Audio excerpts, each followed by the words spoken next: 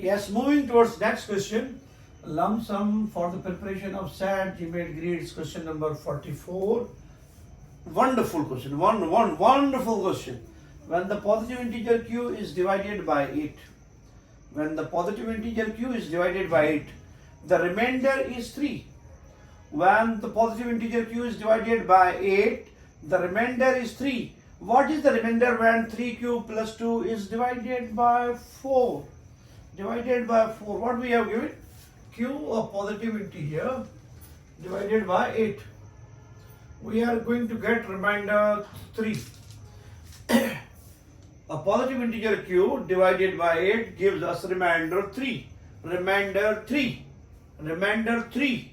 Now we can write q as,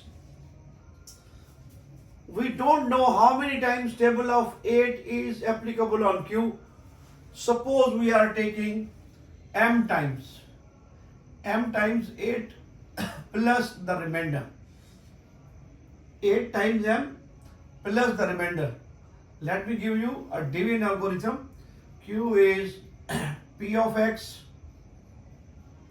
q of x plus a remainder. Let me write here divisor. Now it's divisor times quotient plus remainder. Any integer can be written in the form of this one. We are dividing with 8, our dx is 8. We have no idea about quotient, we are introducing m, remainder we have 3. So q is given by divisor 8, quotient no idea, we are taking it m.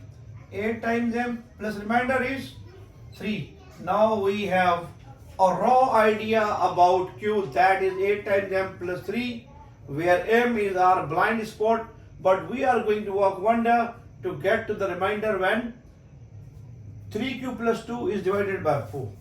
Now we are asked to find 3 times q plus 2, 3 times q plus 2 divided by 8. That is the difficult phase. That is the blind phase.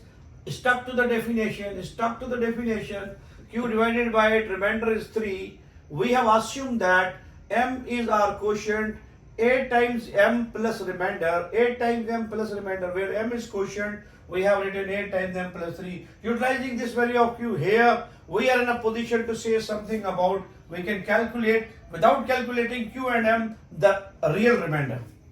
3 times q is 8 times m plus 3 plus 2. Now we have 3 at the 24 and 3 3 the 9 plus 2. 9 plus 2, that is our 11. That's our 11. Now we have to find out the remainder when this expression is divided by, 3q plus 2 is divided by 4. Divided by 4, yes. Divided by 4. It is divisible with 4. It is divisible by 4. There is no concept of remainder. 4 times 6 is 24. What about here? It will give us remainder. 2 4 the 8. 2 4 the 8. 2 whole 3 upon 4. Our 3 is remainder in that case. 3 is a remainder in that case. Our remainder is still 3 in that case. Our remainder is 3 in that case. First we are dividing 8, now we are dividing 4. That is the concept.